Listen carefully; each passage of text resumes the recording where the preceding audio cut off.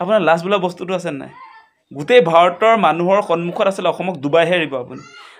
আপুনি যে অসমক ভাৰতৰ 5খন উন্নত ৰাজ্যৰ তালিকালৈ নিম বুলি যে কৈছিলে তাৰপৰা শেহতীয়া ফলাফলত অসম ভাৰতৰ 5খন দুখীয়া ৰাজ্যৰ তালিকাত আপুনি সোমাই দিলেগে মানে এই মুহূৰ্তত আপোনাক সুধিব খোজো যে আপোনাৰ কনসেপ্টটো কি অসমক আগুৱাই নিবৰ কাৰণে আপোনাৰ আসলে কনসেপ্টটো কি আপোনাৰ ফৰ্মুলাটো কি অৰুণোদয় নেকি অৰুণোদয়ৰ জৰিয়তে অসম ভাৰতৰ 5খন উন্নত ৰাজ্যৰ তালিকাত সোমাব আজি অৰুণোদয়ৰ জৰিয়তে আপুনি অসমক আগুৱাই লৈ যাব সেই কথা হ'ব পাৰে নেকি আপোনালোকে কক ভাৰতৰ দুখীয়া ৰাজ্যবিলাকৰ তালিকাত 5খন দুখীয়া ৰাজ্যৰ তালিকাত অসমক সোমাই দিলেগে হিমন্ত বিশ্ব শৰ্মাই নিশ্চয় দেখা পাইছে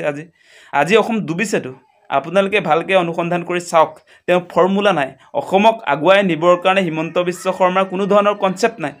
আজি কৃষিৰ ক্ষেত্ৰত কি হ'ব কৃষিৰ ক্ষেত্ৰত অসম চৰকাৰে কি কৰিব তেনেকুৱা সুনিৰ্দিষ্ট পৰিকল্পনা হিমন্ত বিশ্ব শৰ্মাৰ আছেনে আজি পৰ্যটন উদ্যোগৰ ক্ষেত্ৰত পৰ্যটনৰ ক্ষেত্ৰত আসলতে কি কৰিব অসম চৰকাৰে সেই কিবা দৃষ্টিভংগী আছেনে আজি উদ্যোগীকৰণৰ ক্ষেত্ৰত কি কৰিব অসম চৰকাৰে সেই সংক্ৰান্তত কিবা দৃষ্টিভংগী তেওঁলোকৰ আছেনে আজি পথাৰো আমাৰ বজাৰো আমাৰ তেওঁলোকে যে শ্লোগান দিয়ে তেওঁলোকে নিজে দি থাকে দেই সেই ক্ষেত্ৰত চৰকাৰৰ পৰিকল্পনা কি চৰকাৰে কি কৰিব খুজিছে তেওঁলোকে নিজে কিবা এটা কৰি দেখুৱাইছে নে এইবিলাক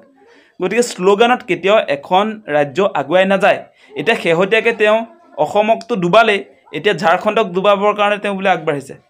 তেওঁ ইতিমধ্যে ঝাৰখণ্ডৰ বিজেপিৰ ফালৰ পৰা ষ্টাৰ কেম্পেইনাৰ তেওঁ কৈ আছে বোলে ঝাৰখণ্ডক ভাৰতৰ 5খন উন্নত ৰাজ্যৰ তালিকালৈ লৈ যাব আজি অসমৰ অৱস্থাটো কি কওকচোন আপুনি আপোনাৰ লাজ বোলা বস্তুটো আছে নাই গোটেই ভাৰতৰ মানুহৰ সন্মুখত আছিল অসমক ডুবাইহে এৰিব আপুনি আজি 4-5 দিন হ'ল মানুহে পাহৰা নাই ন সেইবিলাক কথা অসমৰ ফলাফল কি ভাৰতৰ ৰাজ্যে নাজানে নেকি যে দুখীয়া ৰাজ্যৰ তালিকাত যে অসম সোমালে ভাৰতৰ প্ৰধানমন্ত্ৰীৰ অৰ্থনৈতিক উপদেষ্টা কমিটিয়ে সেই প্ৰতিবেদন ইতিমধ্যে দাখিল কৰিলে উলিয়ালে তাৰ পাছত আপুনি এই 4 দিনৰ পাছত অলপ পাহৰিবলতো দিব পাৰে ন আপুনি এতিয়া লগে লগে কৈ দিলে যে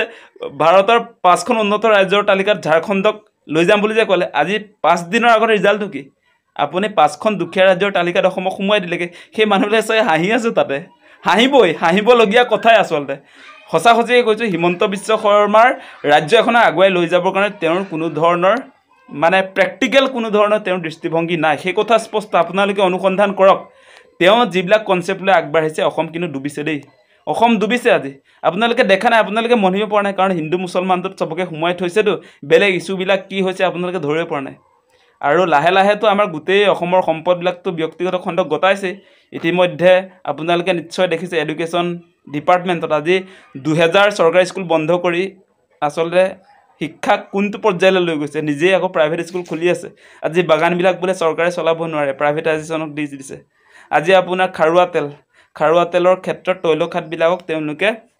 আপোনালোকে নিশ্চয় জানে যে এইবিলাক ব্যক্তিগত খণ্ডক গতাবৰ কাৰণে উঠি পৰি লাগিছে আজি আপোনাৰ গিবন অভয়াৰণ্য হুলুঙাপাৰ গিবন অভয়াৰণ্যকো তেওঁলোকে তেল খনন কৰিবৰ কাৰণে বেদান্ত নামৰ কনষ্ট্ৰাকশ্যনক দি দিছে অলপ দিনৰ পাছত গোটেই অসমখন মানে বহিৰাগত বনিয়াবিলাকৰ হাতত তুলি দিব হিমন্ত বিশ্ব শৰ্মাই তাৰ পাছত আপোনালোক সকলোৱে সেই মানুহজনকে দক্ষ বুলি চিঞৰ বাখৰ কৰি থাকক তেনেকৈ চলি যাব আৰু কিন্তু অসম যে ডুবিব